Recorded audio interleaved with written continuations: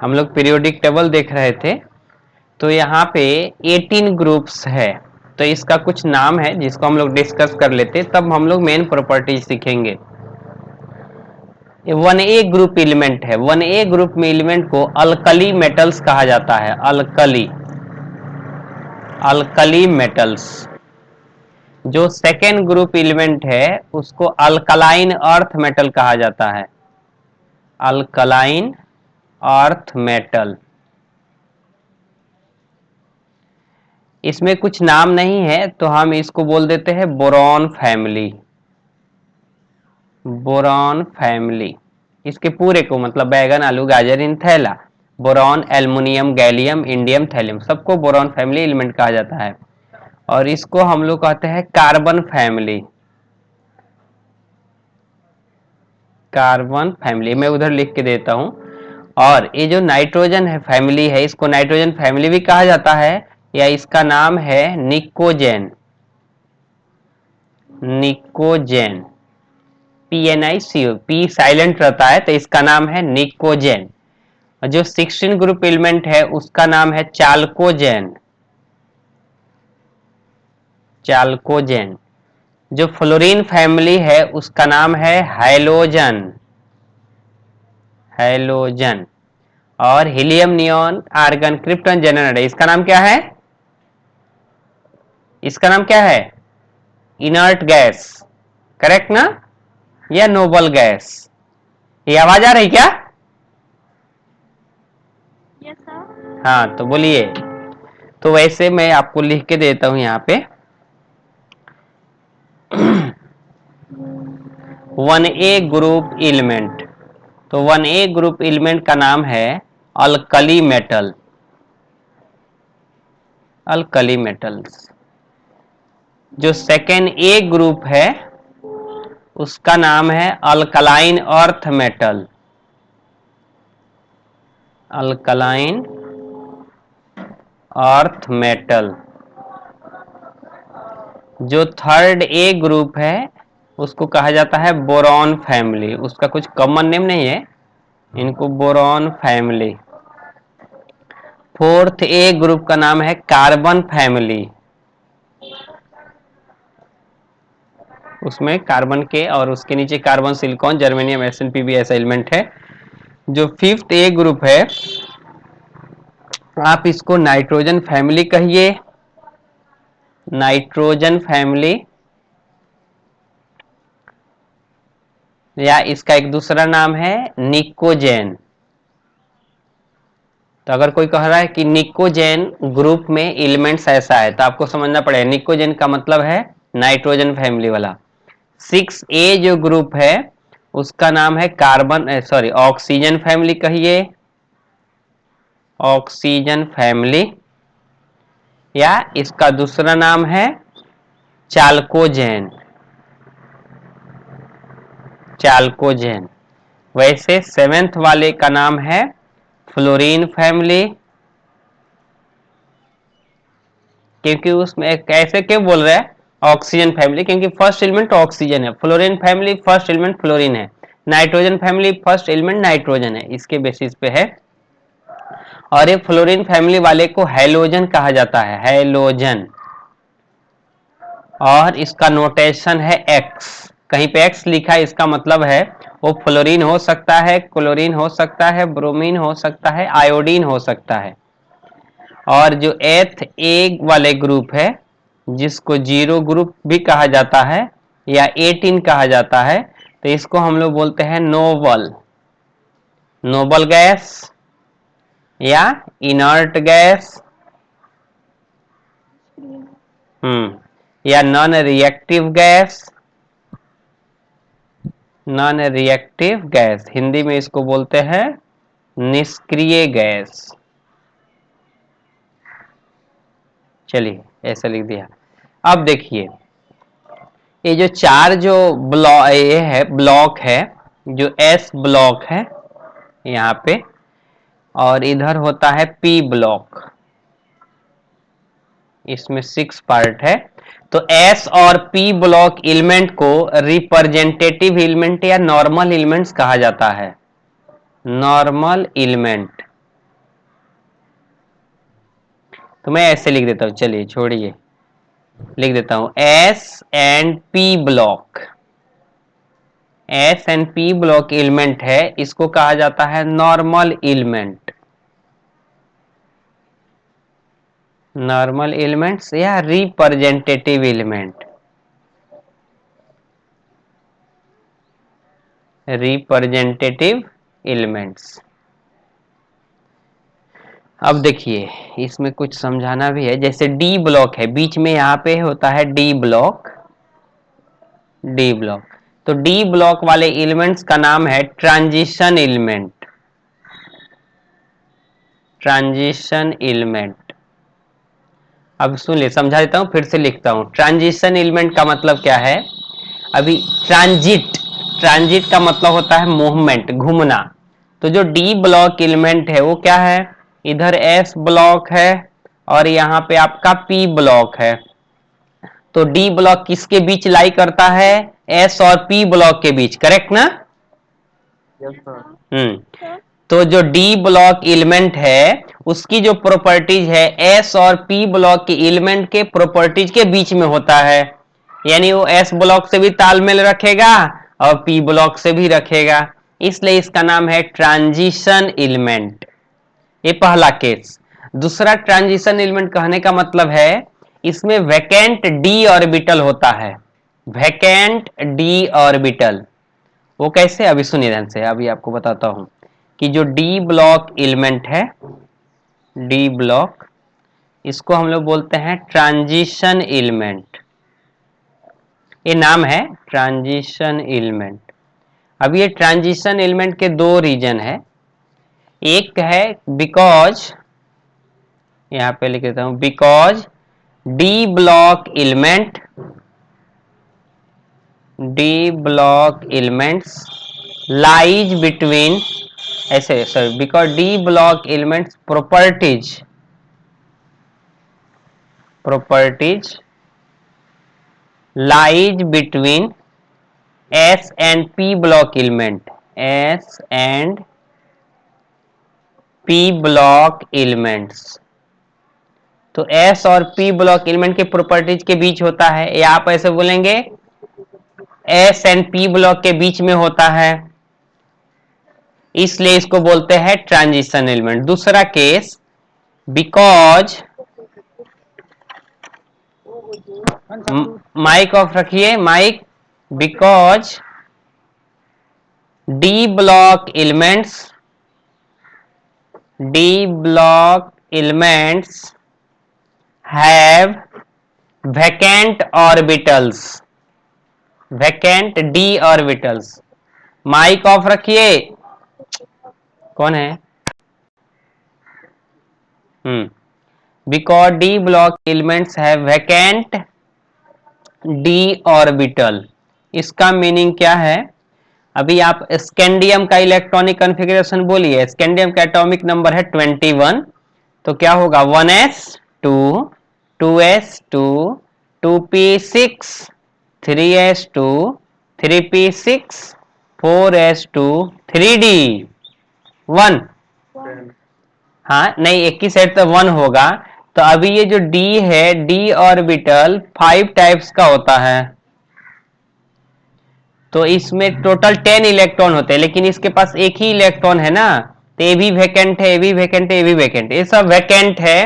तो इस वैकेंट होने के चलते ये डी ब्लॉक एलिमेंट की प्रॉपर्टी चेंज होती है, या दे show variable oxidation state.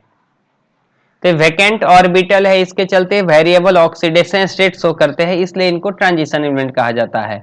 Because D block elements have vacant d orbital and they show variable oxidation state, variable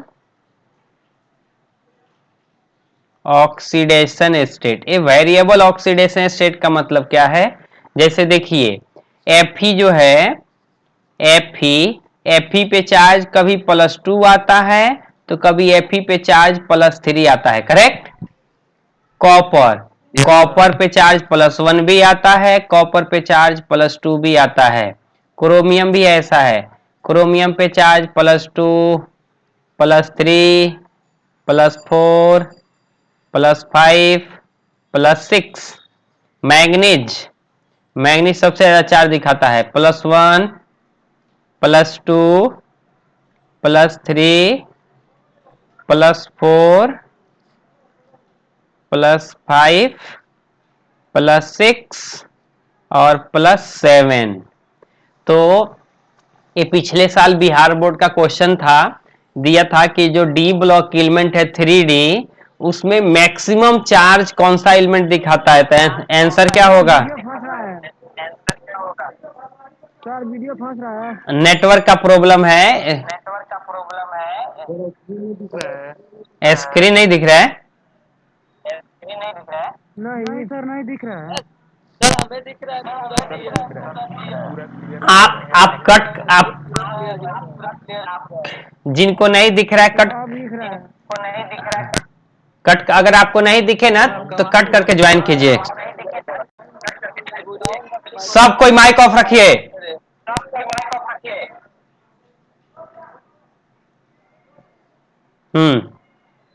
चलिए, माइक ऑफ किए क्या? रिको आ रहा है, मतलब किसी न किसी का माइक ऑन है। सुनिए, तो बिहार बोर्ड का, अरे किसका माइक ऑन है? माइक ऑफ करो ना।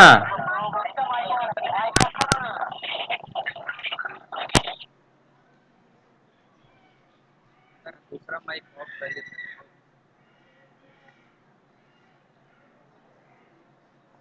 सुनिए, तो पिछले साल बिहार बोर्ड का क्वेश्चन था, इस साल ही था, कि उसमें दिया था Fe, क्रोमियम, कॉपर, मैग्नीज, ये ऐसे एक अलग एलिमेंट का पेयर भी था, और वो बोला था कि बताओ इसमें से कौन सा एलिमेंट सबसे अधिक चार्ज दिखाता है, तो कौन सा होगा? मैग्नीज। मैग्नीज जो है वो +7 स्टेट से लेकर +1 स्टेट तक कुछ भी चार्ज दिखा सकता है, और ये वेरिएबल चार्ज दिखाने के कारण ही डी ब्लॉक एलिमेंट जो होते हैं उनको ट्रांजिशन एलिमेंट कहा जाता है। समझे क्या? चलिए, अभी हम लोग जाते हैं एफ ब्लॉक एलिमेंट के पास। एफ ब्लॉक एलिमेंट, तभी एफ ब्लॉक एलिमेंट जो है, देखिए एफ ब्लॉक एलिमेंट के लिए दो नीचे लाइन होता है यहाँ पे। अभी इसमें दो है, एक को लैंथेनाइड्स कहा जाता है और दूसरे को एक्टिनाइड्स कहा जाता है। लेकिन ये सारे डी ब्लॉक एलिमेंट जो है, सॉरी एफ ब्लॉक एलिमेंट जो है, वो इस डी जो है D1 से ही निकाले हुए हैं। तो डी वाले ट्रांजिशन है और उसी में से एफ निकाले हैं, इसलिए एफ ब्लॉक एलिमेंट का नाम है इनर ट्रांजिशन, मतलब ट्रांजिशन के अंदर से निकाला हुआ है, इसलिए एफ ब्लॉक एलिमेंट को इनर ट्रांजिशन एलिमेंट कहा जाता है। समझे क्या?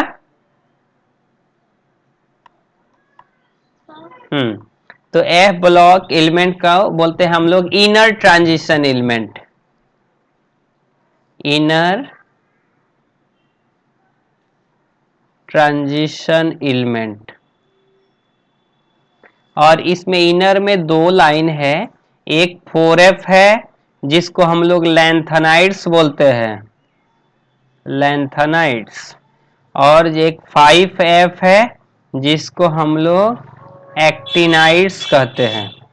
तो एफ ब्लॉक में दो पार्ट हो गया, लैंथेनाइड्स और एक्टिनाइड्स। लैंथेनाइड्स क्यों? क्योंकि वो लैंथेनम के बाद आता है, और एक्टिनाइड्स क्यों? क्योंकि वो एक्टिनियम के बाद आता है। यानी 5F सीरीज के जो भी एलिमेंट है वो एक्टिनियम के बाद आते हैं, इसलिए उसका नाम है एक्टिनाइड्स। और जो लैंथेनाइड सीरीज है इसमें जो एलिमेंट है लैंथेनम के बाद आते हैं, इसलिए इसका नाम है लैंथेनाइड्स। इसमें कुछ डाउट है? अब चलिए, अभी पीरियोडिक टेबल के अंदर हमको 4 मेजर प्रॉपर्टी पढ़ना है, मेन टॉपिक्स। अभी अगर आपने इतना पढ़ लिया, ये जो हम अभी डिस्कस करने जा रहे हैं, तो इसमें पहला मेन टॉपिक हम लोग पढ़ने वाले हैं साइज। साइज कहिए या इसको एटॉमिक साइज कहिए। दूसरा टॉपिक हम लोग पढ़ने वाले हैं आयोनाइजेशन एनर्जी। आयोनाइजेशन एनर्जी, इसका दूसरा और भी नाम है आयोनाइजेशन पोटेंशियल, ये हम देखेंगे। थर्ड टॉपिक इसमें पढ़ेंगे इलेक्ट्रॉन एफिनिटी, इलेक्ट्रॉन एफिनिटी। और फोर्थ इसके प्रॉपर्टीज है मेजर इलेक्ट्रोनेगेटिविटी, इलेक्ट्रोनेगेटिविटी ये एफिनिटी है। ये चार ही मेजर टॉपिक इसके अंदर पढ़ना होता है। अगर ये चार टॉपिक पढ़ लिया तो आपने इस चैप्टर के 99% पोर्शन खत्म कर दिया। कुछ लास्ट में हम लोग डिस्कस कर लेंगे, जैसे डेंसिटी हो गया, डेंसिटी कैसे वेरिएशन करता है, लेकिन इसमें बहुत सारे एक्सेप्शनल है। तो आज हम लोग ट्राई करेंगे कंप्लीट करने के लिए, ये नहीं होगा टोटली। एटॉमिक साइज या साइज, साइज बोलिए या इसको बोलिए एटॉमिक साइज।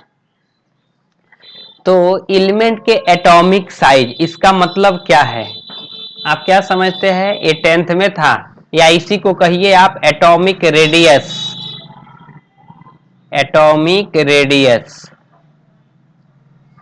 तो एटॉमिक रेडियस क्या होता है? देखिए ध्यान से, अगर कोई एटम है, जैसे हमने सोडियम को कंसीडर कर लिया, तो सोडियम में कितने सेल होते हैं? सोडियम का इलेक्ट्रॉनिक कॉन्फ़िगरेशन कैसे लिखते हैं आप? 1s2 2s2 2p6 3s1। तो एक सेल है, ये दूसरा है और ये तीसरा है, यानी फर्स्ट सेकंड थर्ड, इसमें 3 ही सेल है। तो उस 3 सेल को मैं यहाँ पे रिप्रेजेंट कर रहा, ये स्पेयर जैसा होना चाहिए, यहाँ पे अच्छे से नहीं बन रहा है। तो देखिए, तो ये फर्स्ट सेल है, ये सेकंड सेल है, ये थर्ड सेल है, इसको हम लोग KLM कहते हैं, करेक्ट ना? तो किसी एटम का साइज का मतलब क्या होता है कि एटम का आउटर ऑर्बिट और न्यूक्लियस, न्यूक्लियस बोलते हैं यानी नाभिक, तो आउटर ऑर्बिट और न्यूक्लियस के बीच का जो डिस्टेंस है उसी को हम लोग एटॉमिक रेडियस कहते हैं। और एटॉमिक साइज क्या? अब अगर मान लीजिए रेडियस बड़ा होगा तो एटम का साइज भी तो बड़ा होगा ना। तो अगर कोई कह रहा है रेडियस, तो हमको समझ आता है अच्छा वो साइज का ही बात कर रहा है। तो अगर हम लोग इसका डेफिनेशन लिखें एटॉमिक रेडियस का, एटॉमिक रेडियस, तो हम क्या लिखेंगे? It is the distance, it is the distance between outermost electron, sorry, outermost orbit, outermost orbit and nucleus। Nucleus के बारे में कुछ समझते हैं आप? रदरफोर्ड ने न्यूक्लियस का बारे में बोला था कि न्यूक्लियस एक ऐसा पार्ट है एटम के अंदर जहां पे टोटल मास और टोटल पॉजिटिव चार्ज रहता है, और वहीं पे न्यूट्रॉन रहता है, न्यूट्रॉन और प्रोटॉन रहता है। इलेक्ट्रॉन कहाँ रहता है? हाँ, ऑर्बिट में, मतलब एटम न्यूक्लियस के बाहर जो ऑर्बिट बना है या सेल कहते हैं उसको, उसी सेल में इलेक्ट्रॉन का मूवमेंट होता है। तो एटॉमिक रेडियस का मतलब it is the distance between outer most orbit and nucleus. Hindi में लिख के दूं क्या? चलिए, अगर जहां पे सेमलेस है, जहां पे किसी को डाउट है, क्योंकि हिंदी मीडियम से लोग पढ़े होंगे, तो अगर जहां पे लगे नहीं इसका हिंदी चाहिए तो आप, मैं लिख दूंगा, उसमें कुछ प्रॉब्लम नहीं है। 1 से 2 महीने का ही रहता है, आप टोटली चेंज हो जाएंगे। तो अगर कोई बोलेगा रेडियस, अगर रेडियस अगर बड़ा है इसका मतलब क्या है? साइज भी बड़ा है? नहीं। तो हम लोग रेडियस जो है, रेडियस को ही हम लोग डिफाइन करते हैं साइज से। अगर हम कहीं बोलेंगे आप बताइए साइज का ऑर्डर, मतलब आपको इनडायरेक्टली समझना पड़ेगा अच्छा वो रेडियस का ऑर्डर ही पूछ रहा है। अब देखिए, एटॉमिक जो साइज है यहाँ पे 3 तरीके का निकाला जाता है, या रेडियस। तो सुनिए ध्यान से, रेडियस जो है एटम का 3 तरीके से निकाला जाता है, या 3 टाइप का होता है। 3 टाइप का या 4 टाइप, इसमें 4 टाइप। तो पहला है covalent radius, covalent radius, metallic radius, van der Waals. एक सेकेंड, इसमें 3 ही आएगा, एक को हटाना पड़ेगा। तो कोवेलेंट रेडियस, तब हम लोग डिस्कस करेंगे मेटालिक रेडियस। थर्ड देखेंगे वंडरवाल रेडियस, वंडरवाल्स रेडियस। अभी सुनिए ध्यान से, अगर कोई बोलेगा नहीं हमको तो बोर्ड का पढ़ाई करना रहता है, तो अगर बोर्ड का भी देखेंगे तो जब 12th का बोर्ड होता है तो उसमें 11th के, प्योर 11th का जो चैप्टर है उससे कम से कम 15 न्यूमेरिकल ऑब्जेक्टिव क्वेश्चन आता है। तो ऐसा मतलब हमको ये नहीं समझना चाहिए कि अच्छा जान 11th का है इससे क्या 12th का मतलब नहीं। 12th में बहुत सारे क्वेश्चन 11th से एज इट इज आ जाते हैं।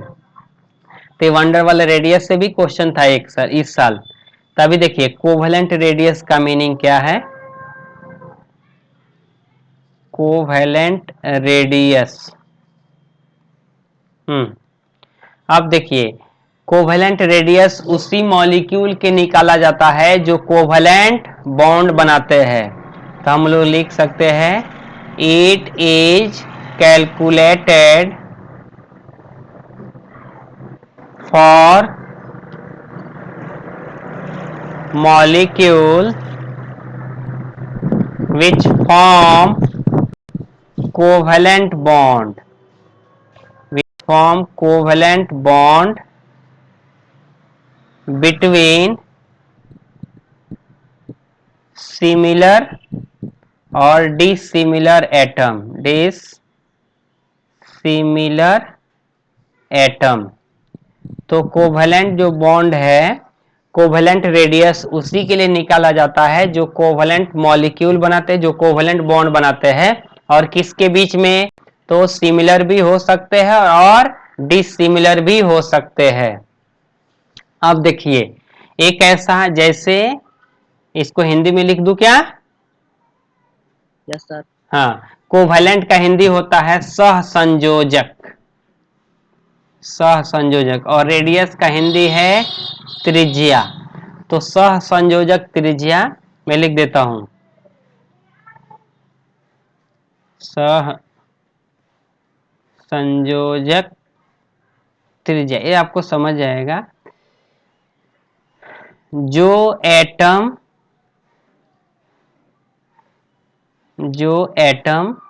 सहसंयोजक बॉन्ड बनाते हैं, जो एटम सहसंयोजक बॉन्ड, बॉन्ड का हिंदी होता है आबंध। जो एटम सहसंयोजक बॉन्ड या आबंध बनाते हैं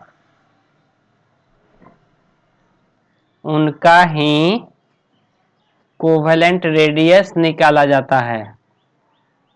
ऐसे हिंदी इंग्लिश मिक्स होता है, आप हिंदी वाले हिंदी इंग्लिश मिक्स लिखेंगे तो और अच्छा रहता है। उनका ही कोवेलेंट रेडियस निकाला जाता है। अब देखिए ध्यान से, जैसे H2 हो गया, H2 हो गया, और आपको Cl2 हो गया, F2 हो गया, N2 और O2, O2 और N2 के लिए हम लोग नहीं निकाल सकते हैं। और इसमें एक और है, it is calculated which form single covalent bond between similar और डिसिमिलर एटम। जो एटम एकल, मतलब एकल सहसंयोजक आबंध बनाते हैं। इसका मतलब क्या है, जैसे देखिए हाइड्रोजन में कैसा है, एक इलेक्ट्रॉन एक हाइड्रोजन का, दूसरा इलेक्ट्रॉन दूसरे हाइड्रोजन का। तो यहाँ पे क्या होता है, इलेक्ट्रॉन की साझेदारी होती है ना। Yes sir. तो यहाँ पे एक हो गया सिंगल बॉन्ड। वैसे ही अगर Cl2 का बात करेंगे तो Cl के पास 7 वैलेंस इलेक्ट्रॉन, और दूसरे Cl एटम के पास भी 7 वैलेंस इलेक्ट्रॉन, तो एक एक इलेक्ट्रॉनों की शेयरिंग होगी यहाँ पे, तो यहाँ पे भी एक एक बॉन्ड आ जाएगा। अब F2 है, F2 के अंदर भी वैसे ही कहानी है, इसके पास भी 7 वैलेंस इलेक्ट्रॉन होता है, तो यहाँ पे भी एक एक इलेक्ट्रॉन की साझेदारी होती है। सॉरी, यहाँ से जाएगा। तो हम लोग जो कोवेलेंट रेडियस है इनके लिए ही निकाल सकते हैं, O2 के लिए नहीं निकाला जा सकता है। क्यों? क्योंकि O2 में जो है वो देखिए O2 डबल बॉन्ड बनाता है, इसमें दो दो इलेक्ट्रॉनों की शेयरिंग होती है।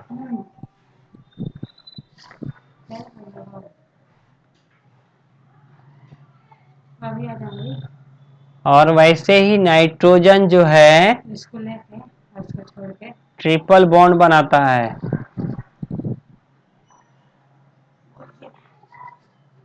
इसको छोड़ के जा रहे हैं। हाँ देखिए,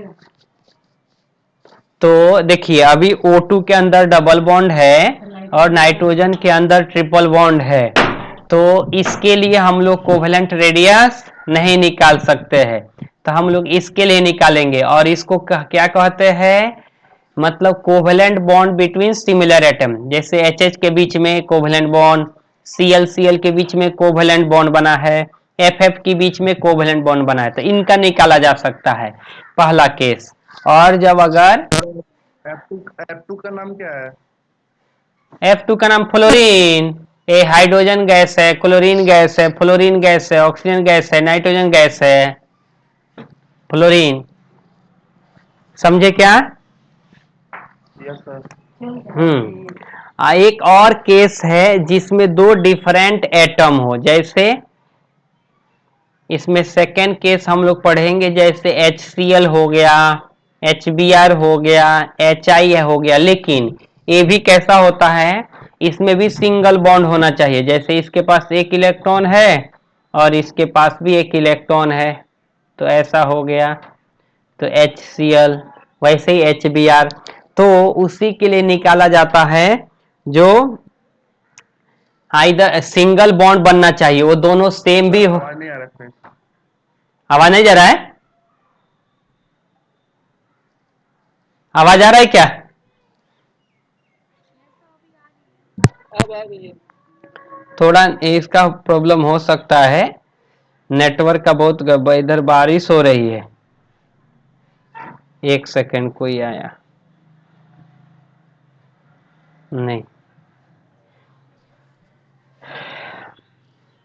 तो देखिए पहले हम लोग H2F2 और Cl2 के देख लेते हैं कि इसके कोवेलेंट रेडियस कैसे निकाला जाएगा।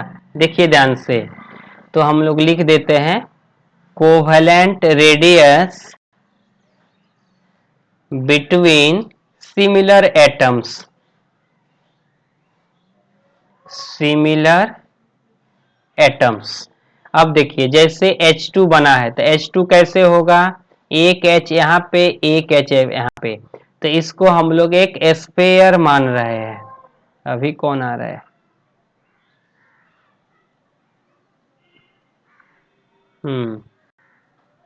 देखिए एक H यहाँ पे एटम है और एक दूसरा हाइड्रोजन एटम यहाँ पे है। अभी क्यों आ रहा है इस टाइम पे?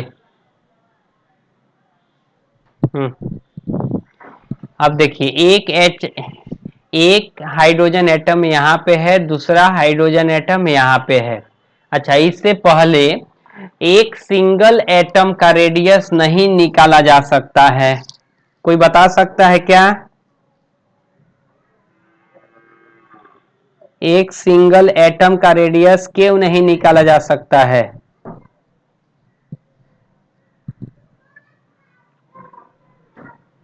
अभी सुनिए, जो एक एटम होता है उसका जो साइज है, साइज, अभी सुनिए ध्यान से, तब आपको फीलिंग समझ जाएगा कि एक एटम का रेडियस क्यों नहीं निकाला जा सकता है। तो जो एटम होता है नॉर्मली, उसका जो साइज है वो 10⁻⁻10 मीटर के रेंज में होता है, और जो न्यूक्लियस है, न्यूक्लियस उसका जो साइज है, यानी यहाँ पे साइज का मतलब क्या है, मतलब पूरा है स्पेयर जैसा, जैसे ए एटम है तो यहां से यहां ऐसा। न्यूक्लियस का जो साइज होता है वो 10⁻⁻15 मीटर के रेंज में होता है। तो देखिए ध्यान से, एटम और न्यूक्लियस 10⁻⁻15 मीटर, इसको विजुलाइज कर सकते क्या? अगर इसको, जैसे न्यूक्लियस दिया हुआ है 10⁻⁻15 मीटर, इसको अगर मिलीमीटर में बदला जाए तो क्या होगा? 10⁻³ से गुना होगा, तो ये हो जाएगा 10⁻⁻12 मिलीमीटर। 1 मिलीमीटर इतना बड़ा होता है, मान लीजिए ये भी बड़ा ही है, 1 मिलीमीटर से भी बड़ा हो गया। अभी 1/10⁻12 का मतलब क्या है? 1/1 2 3 4 5 6 7 8 9 10 11 12, यानी इस पार्ट को आपको कितने बार कट करना है? 10 टाइम्स। फिर से सुनिए, फिर से जो पार्ट बचेगा उसको 10 times 10 times 10 times 10 times 10 times 10 times, ऐसे 10⁻12 टाइम्स में उसको बांटना है। तो जो छोटा पार्ट बचेगा वो हमारे देखने के, हम तो नहीं देख सकते हैं उसको, विजुलाइज भी नहीं कर सकते हो कि वो है या नहीं है, करेक्ट ना? तो जिस पार्ट को आप देख ही नहीं सकते हैं, तो फिर से आप उसका साइज मेजर कैसे करेंगे? अच्छा, मैं क्या, हाँ हाँ बता रहा, मैं क्या कह रहा, एटम का जो साइज होता है ना वो 10⁻⁻10 मीटर का है। यानी इसको देखिए फिर से, अभी इधर आइए, एटम जो है वो 10⁻⁻10 मीटर, इसको मिलीमीटर में बदलिए तो 10⁻⁻10 इंटू 10⁻³ मिलीमीटर, तो ये कितना हो गया? एक सेकेंड सॉरी, तो ये हो गया आपका 10⁻⁻7 मिलीमीटर। तो ये जो आप लोग को स्केल सिखाया गया है, आप लोग को जो 10th में दिया गया है स्केल जो दिया जाता है, वो कितना रहता है? 70 सेंटीमीटर, 17 सेंटीमीटर या 16 या 18, कितने का रहता है? अरे स्केल नहीं दिया गया था आपको? Hello, yes sir. अरे मेजरिंग स्केल दिया गया था, तो क्या होता है? 1 सेंटीमीटर तो इतना ही बड़ा होता है ना उसमें, जो 10 मिलीमीटर के बराबर होता है। Yes sir. हाँ, और इसमें अगर 10 टाइम्स करेंगे तो मान लीजिए ऐसा 10 टाइम्स करेंगे तो उसका एक पार्ट मान लीजिए ऐसा हो गया, तो ये क्या हो गया? 1 मिलीमीटर के बराबर हो गया। सर।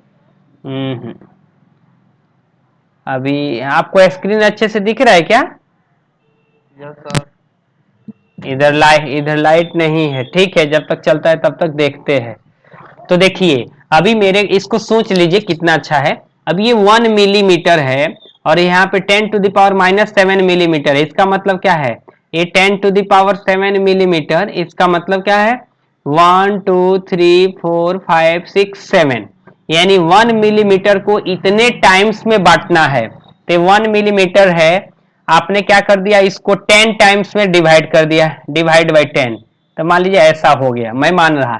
अभी इसको फिर से 10 टाइम्स में डिवाइड करना है, तब क्या पार्ट बचेगा? जो बचेगा उसको फिर से 10 से, जो बचेगा उसको फिर से 10 से, तो ऐसे कितने बार? 7 टाइम्स डिवाइड करना है। उसके बाद जो पार्ट बचेगा ना वो आपका हुआ एटम, एटम हुआ। और देखिए न्यूक्लियस को तो और गड़बड़ है, न्यूक्लियस को ये जो 1 मिलीमीटर है उसको कितने पार्ट में बांटना है? 10 टाइम्स 10 टाइम्स 10 टाइम्स 10 टाइम्स, ऐसे 10⁻12 टाइम्स में बांटना है। तो जो छोटा पार्ट बचेगा वो आपका न्यूक्लियस है। तो आपको न्यूक्लियस दिखेगा क्या? एटम दिखेगा क्या? नहीं दिखेगा। तब हमको साइज बताना है, यानी एटम जब दिख ही नहीं रहा है, ये माइक्रोस्कोप भी फेल हो जाएगा, उससे भी नहीं चलता है, ये नैनो लेवल पे जाना पड़ता है। तो अगर एटम नहीं दिख रहा है तो उसके साइज निकाला जा सकता है क्या? एक्यूरेट एक्यूरेट साइज नहीं निकाला जा सकता। इसलिए हम लोग आगे चल के एक नोट में लिख लेंगे कि किसी भी एक सिंगल एटम का रेडियस नहीं निकाला जा सकता है। तब कोई बोलेगा एटम का रेडियस नहीं निकाला जा सकता है, तो निकालेंगे कैसे? तब हम लोग निकालते हैं बॉन्डेड फॉर्म में। तो बॉन्डेड फॉर्म कैसे निकालते हैं? तो कोवेलेंट रेडियस निकालते हैं, मेटालिक रेडियस निकालते हैं और वंडरवॉल रेडियस निकालते हैं। ये बॉन्डेड फॉर्म में है। तो कोई बोलेगा बॉन्डेड से फायदा क्या है? अब देखिए, अभी H2 जो मॉलिक्यूल्स बना है तो वो तो एटम से तो बहुत बड़ा हो गया ना। Yes sir. हाँ, तो अब हम लोग कैसे करते हैं, दो H2 को कंसीडर किया तो H2 में क्या होगा, दो एक एक इलेक्ट्रॉन की साझेदारी करके एक मॉलिक्यूल्स बना है H2। तब हम लोग मान लेते हैं कि चलो एक हाइड्रोजन एटम यहाँ पे है, दूसरा हाइड्रोजन एटम यहाँ पे है। तो हम लोग क्या करते हैं, इनके दोनों के बीच की डिस्टेंस निकालते हैं, centre to centre. A point हो गया और दूसरा, सॉरी एक सेकेंड, ये दूसरा पॉइंट, दोनों के सेंटर के बीच का डिस्टेंस निकाला जाता है। जैसे मान लीजिए ए हो गया इनके बीच का डिस्टेंस, यहां से यहां तक, यहां से यहां तक, और इसको अप्रोक्स हम लोग क्या कर देते हैं, एक मिनट, एक फिगर थोड़ा रॉन्ग हो रहा है, ऐसा नहीं रहेगा, ये दोनों सटा हुआ रहेगा क्योंकि ये बॉन्ड में है ना। तो देखिए, एक एटम यहाँ पे हो गया और दूसरा एटम यहाँ पे हो गया, तो इसका सेंटर और इसका सेंटर, तो दोनों के सेंटर टू सेंटर डिस्टेंस हमने निकाल लिया। और इसको अगर हम लोग हाफ कर दे, ये एक हाइड्रोजन एटम है, दूसरा हाइड्रोजन एटम यहाँ पे है, यही तो रेडियस कहलाएगा ना, इतना दूर। Yes sir. लेकिन ये बहुत ही छोटा है, तो हम लोग क्या करते हैं, H2 मॉलिक्यूल के, H2 मॉलिक्यूल में हाइड्रोजन हाइड्रोजन एटम के बीच का डिस्टेंस निकालते हैं, जो इतना हुआ।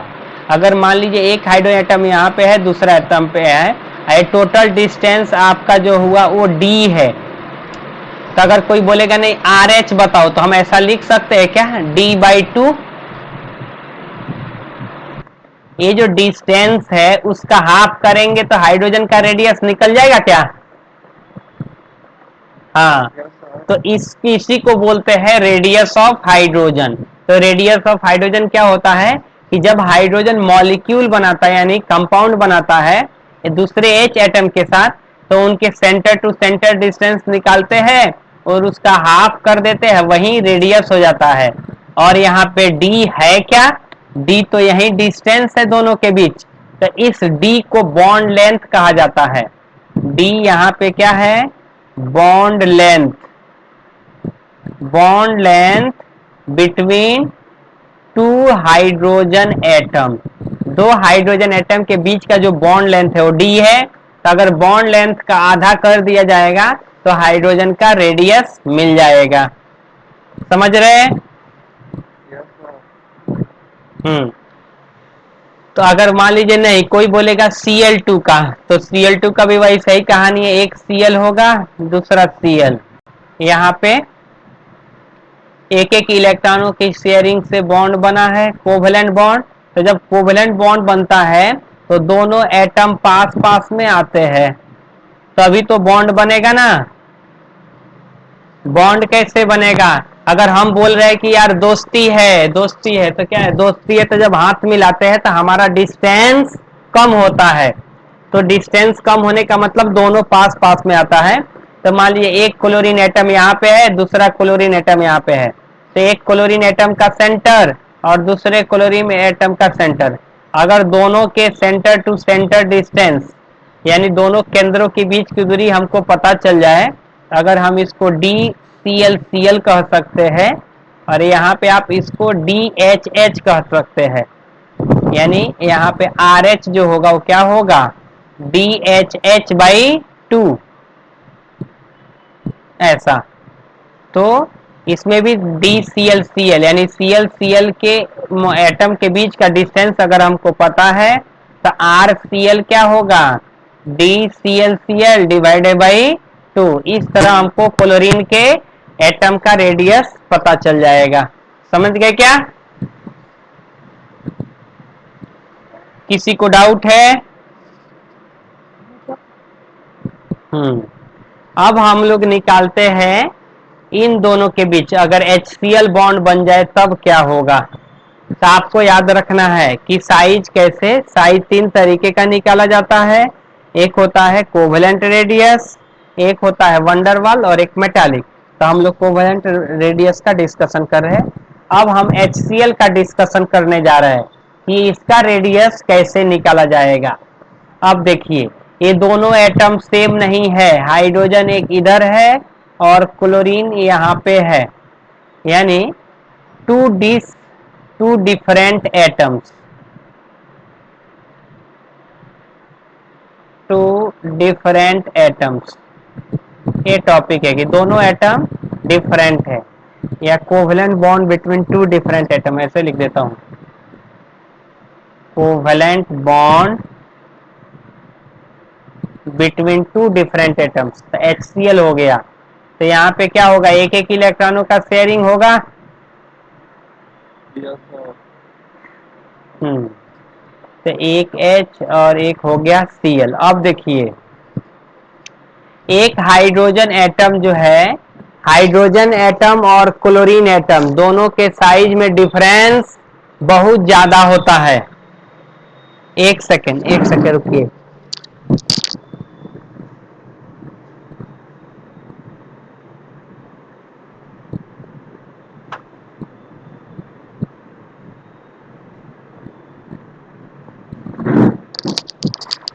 एक मैं टर्म बोलना भूल गया आपको, कि जो एटम होता है और न्यूक्लियस होता है, उसके जो बीच का रिलेशन है, कहा जाता है कि ये धरती जो है ना, अर्थ, इस पे रखा हुआ फुटबॉल, और ये अर्थ के बीच का जो रिलेशन है, वैसा ही रिलेशन आता है न्यूक्लियस और एटम के बीच की दूरी का।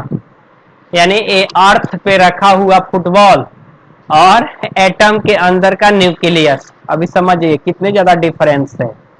क्योंकि अभी अगर उसका वॉल्यूम निकालेंगे, तो वॉल्यूम निकालने के क्या करेंगे, एटम का वॉल्यूम निकालने के लिए 4/3πr³ करना पड़ेगा ना,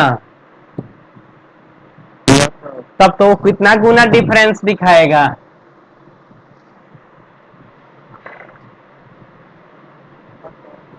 हाँ, मतलब जैसे पृथ्वी पे रखा हुआ फुटबॉल और अर्थ के जैसा रिलेशन दिखेगा ना, वैसा ही वो एटम और न्यूक्लियस के बीच का रिलेशन दिखता है। बहुत डिफरेंस हो जाता है, 10⁻15 टाइम्स का डिफरेंस आता है, बहुत ज्यादा।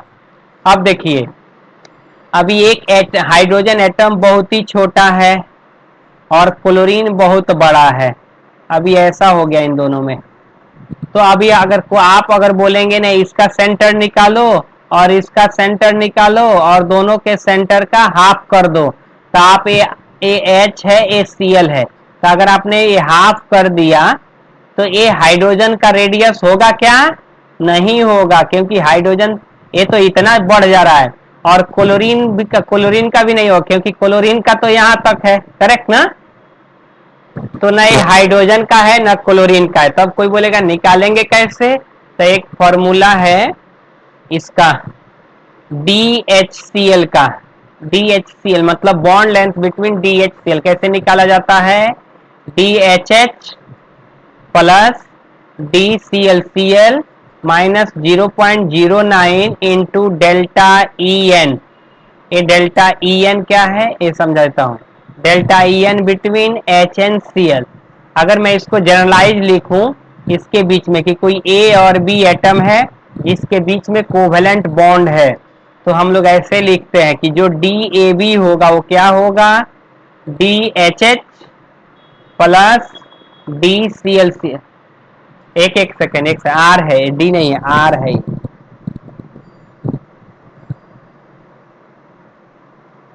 यहाँ पे RA प्लस RB आता है।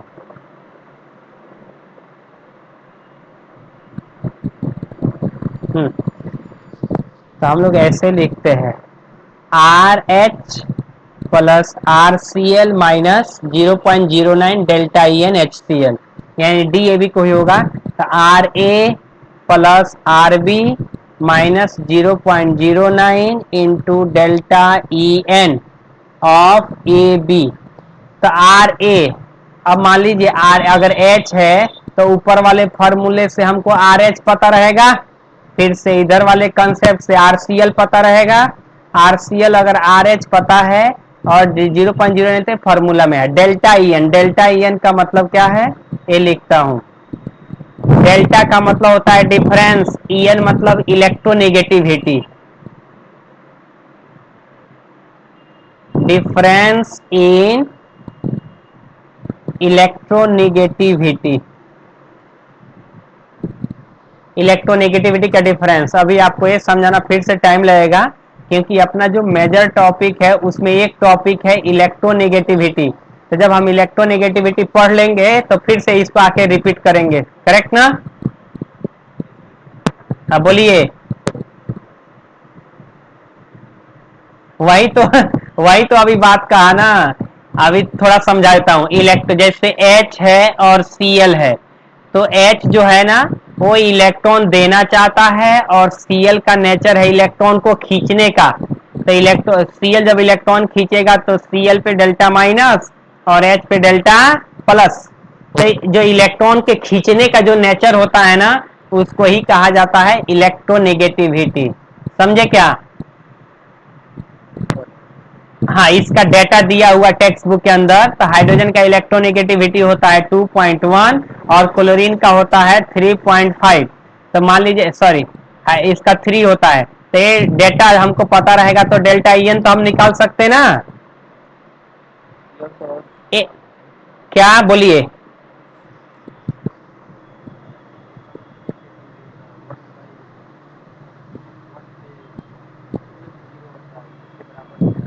हाँ 12 0 में, हाँ 1/12 सेमी है। हाँ विजिबल नहीं किया जाता, हम नहीं देख सकते हैं। हाँ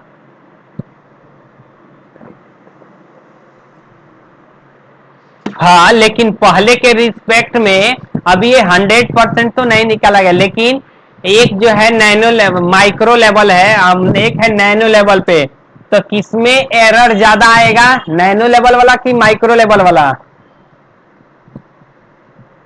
नैनो में जितना ही छोटा जाएंगे उसमें एरर उतना ही ज्यादा आएगा।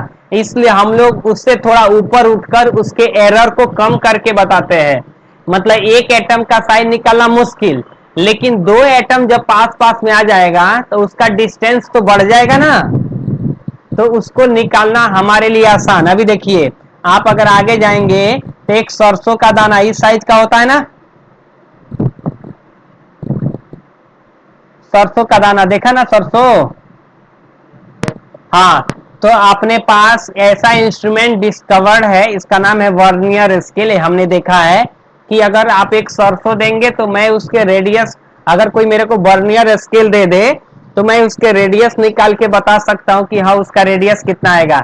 लेकिन अगर वही मिली में अगर आप ये मेजर करेंगे स्केल से तो होगा क्या एक्यूरेट वैल्यू? तो एक्चुअली क्या है, इसमें भी एरर है, लेकिन इसमें जो एरर है वो पहले वाले से कम है। ऐसा है, रिलेटिव कंसेप्ट है। लेकिन अगर कोई बोलेगा 100% एक्यूरेट बताओ, 100% कोई भी नहीं बता सकता है। सन और अर्थ के बीच का जो दूरी है वो 100% एक्यूरेट किसी को भी नहीं पता है, वो जबकि वेदा में दिया हुआ है। समझे क्या?